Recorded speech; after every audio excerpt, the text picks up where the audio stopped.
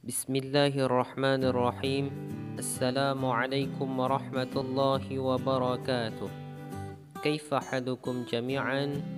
Hayya bina naftatih liqa'ana biqira'atil hamdalah. Alhamdulillahi rabbil alamin. Thumma assalatu wassalamu ala sayyidina wa maulana Muhammadin wa ala alihi wa ashabihi ajma'in. Thumma amma ba'd. Allahumma rabbi syrah li sadri wa yassir li amri wahlul 'uqdatam min lisani yafqahu qawli. Allahumma zidna ilman nafi'an warzuqna fahman kamilan. Amin ya rabbal alamin. Tayyib, hadha al-liqa' sanatakallam 'an at-tawriyah wal musyakalah. Baik, hari ini kami dari kelompok 10 ingin menjelaskan tentang at-tawriyah dan al-musyakalah. Apa itu at-tawriyah dan apa itu al-musyakalah? Yang pertama, at-tawriyah. At-tawriyah termasuk ke dalam kategori muhassinatul ma'nawiyah. At-tawriyah secara bahasa berarti menyembunyikan. Adapun dalam istilah ilmu balaghah, sebagaimana yang disebutkan di dalam kitab Al-Balaghatul Wadhihah, dijelaskan bahwa at-tawriyah huwa ay yudhkara al-mutakallimu lafdhan mufradan lahu ma'nayani qaribun zahirun ghairu muradin wa ba'idun khafiyyun huwal muradu. At-tawriyah adalah mengungkapkan suatu lafaz yang mempunyai dua makna. Makna yang pertama yaitu makna dekat dan jelas yang tidak dimaksud. Makna yang kedua makna jauh dan samar, dan inilah yang dimaksud mutakallim. Dari pengertian at-tawriyah di sini dapat kita fahami bahwa at-tawriyah itu mengandung dua makna. Makna yang pertama yaitu makna dekat, dan makna yang kedua yaitu makna jauh. Yang dimaksud dengan makna dekat adalah makna yang mudah difahami oleh mukhatab, sedangkan makna jauh dan samar adalah makna yang kurang jelas dan tidak bisa langsung dipahami oleh mukhatab. Maka dengan demikian, antara pemahaman mutakallim dengan mukhatab tentang pernyataan yang dilontarkan oleh mutakallim akan berbeda. Untuk lebih memahami tentang at-tawriyah, berikut kami berikan beberapa contoh. Al-mithalul awal.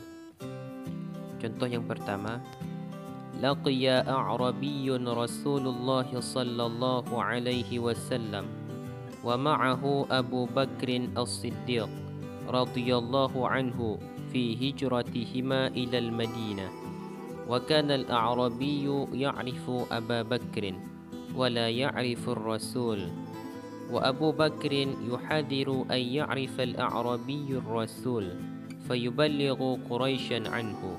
فلما سأله الأعرابي عنه قال هاد يهديني السبيل. Contoh yang pertama, ketika Rasulullah sallallahu alaihi wasallam dan Abu Bakar As-Siddiq melakukan hijrah dari Mekah ke Madinah. Di tengah perjalanan, keduanya bertemu dengan seorang Arab Badui. Orang tersebut tidak mengenal Rasulullah.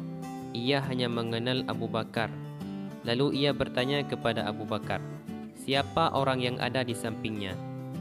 Demi menjaga keamanan dan keselamatan jiwa Rasulullah agar tidak terbongkar dan diketahui oleh orang-orang kafir Quraisy, Abu Bakar menjawab dengan menggunakan uslub at-tawriyah. Hadin yahdinis sabil. Kalimatu hadin fil mithalil awal laha ma'nayani. Kalimat hadin pada contoh yang pertama mengandung dua makna. Hadin yahdinis sabil, penunjuk yang menunjuki jalan saya. Lafaz hadin pada konteks ini mengandung uslub at-tawriyah, di mana makna yang pertama yaitu makna qarib adalah makna dekat yang mudah difahami, yaitu penunjuk jalan.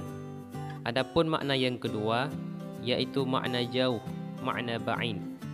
yaitu orang yang menunjuki jalan kebenaran dari kafir menjadi Islam. Tetapi yang dimaksudkan oleh lafaz tersebut adalah makna yang kedua, yaitu makna jauh. Kata tersebut sengaja diucapkan oleh Abu Bakar agar identitas Nabi tidak terbongkar. Kemudian contoh yang kedua yaitu di dalam Al-Quran surah Ar-Rahman ayat 5 dan 6. Qala ta'ala fil Qur'anil Karim, A'udzu billahi minasy syaithanir rajim. Bismillahirrahmanirrahim. Asy-syamsu wal qamaru bihusban wan najmu wasy-syajaru yasjudan. Asy-syamsu wal qamaru bihusban, matahari dan bulan beredar menurut perhitungan. Wan najmu wasy-syajaru yasjudan, dan tumbuh-tumbuhan dan pohon-pohon kedua-duanya tunduk padanya. Jadi kata an-najmu di ayat yang ke-6, kalau kita cari di Al-Quran, itu maknanya bukan bintang, akan tetapi tumbuh-tumbuhan. Ternyata kata an-najmu artinya bukan hanya bintang, tetapi juga tumbuh-tumbuhan. Kata an-najmu untuk yang makna pertama, makna dekat, yaitu makna yang dekat dengan apa yang terlintas di pikiran kita. Ketika kita mendengar kata an-najmu berarti bintang. Apalagi kalimat sebelumnya di ayat yang ke-6 disebutkan asy-syamsu wal qamaru, matahari dan bulan. Maka secara tidak langsung di pikiran kita terlintas, oh, an-najmu ini bermakna bintang. Akan tetapi yang dimaksudkan di sini di dalam Al-Quran bukan bermakna bintang. Kemudian makna yang kedua, makna jauh, yaitu an-najmu bermakna tumbuh-tumbuhan yang tidak ada batangnya. Dan ini maksud dari ayat ini. Dinamakan contoh yang pertama dan kedua ini yaitu at-tauriyah, yaitu suatu kata yang mempunyai dua makna.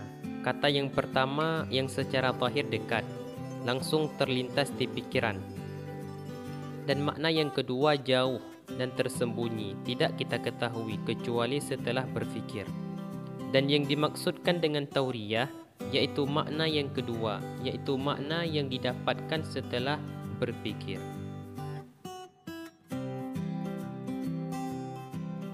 Kemudian pembahasan selanjutnya yaitu tentang musyakalah. Yang musyakalah berasal dari masdar syakala yusyakilu musyakalatan, yang berarti muwafiqah ataupun musyabihah, itu penyerupaan atau penyamaan. Maka dalam kitab Jawahirul Balaghah karangan Syekh Ahmad Al-Hashim, al-musyakalah hiya ayyudhkar syai' bilafzi ghairihi liwuqu'ihi fi suhbatihi.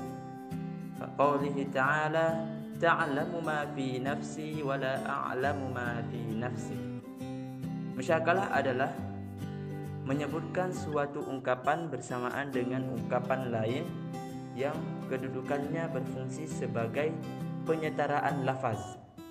Seperti firman Allah Subhanahu wa ta'ala, engkau mengetahui apa yang ada pada diriku, akan tetapi aku tidak mengetahui sesuatu yang ada pada dirimu.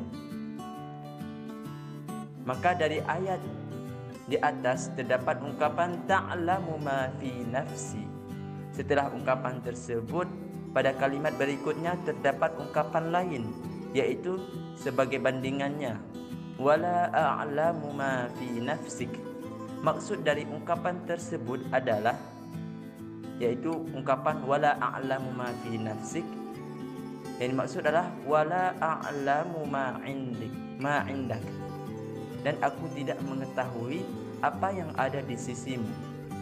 Kemudian kata indaka diganti oleh nafsaka agar terlihat seimbang dengan ungkapan sebelumnya, yaitu nafsi.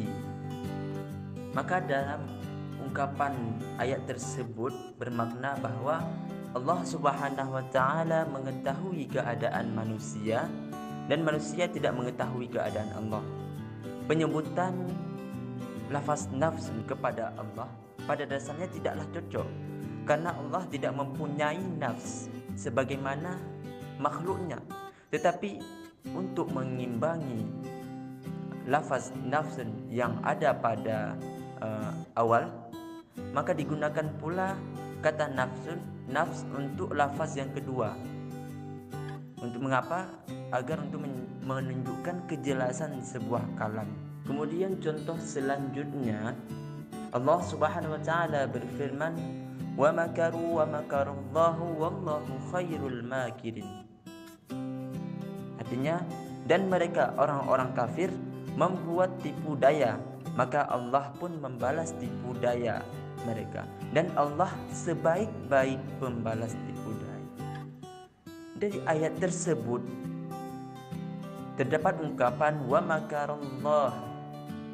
Jika kita telaah lebih mendalam, kita tentu tidak akan menerima pernyataan tersebut bahwa Allah tidaklah mungkin menipu siapapun.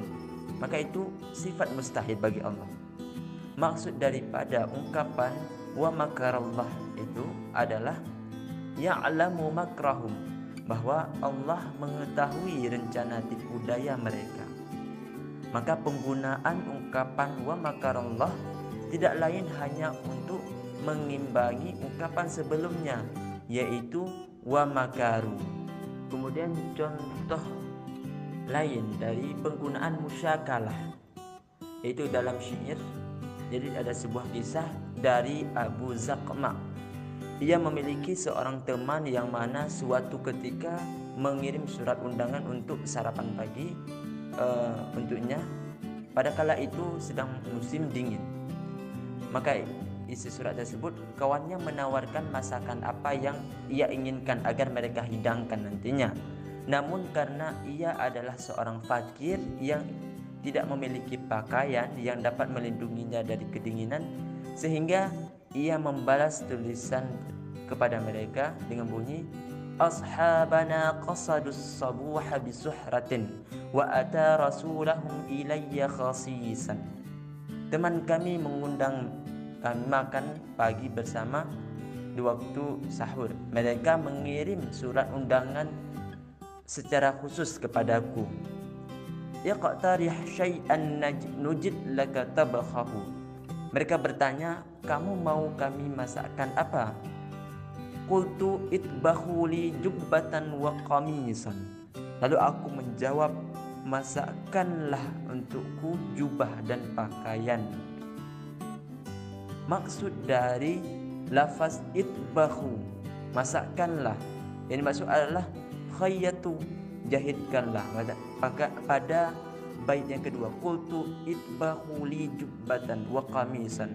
Maksud dari itbahu adalah khayyatu li jubbatan wa qamisan.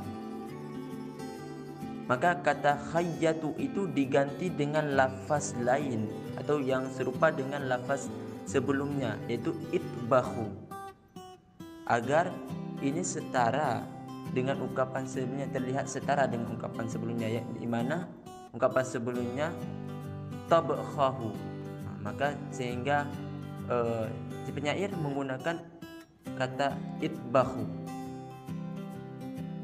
Maka dapat diambil kesimpulan dari pembahasan tadi, yaitu pembahasan tauriyah dan musyakalah. Mereka berdua adalah merupakan dua bagian dari beberapa pembagian muhasinatul ma'nawi, di mana tauriyah berarti mengungkapkan suatu lafaz yang mempunyai dua makna, dan musyakalah berarti memindahkan makna dari satu lafaz ke lafaz lainnya dengan menggunakan lafaz yang serupa dengan lafaz yang ada pada sebelumnya. Cukup sekian penjelasan dari kami tentang at-tauriyah dan al-musyakalah. Syukran ala istima'ikum wa ihtimamikum. Billahi taufiq wal hidayah. Assalamualaikum warahmatullahi wabarakatuh.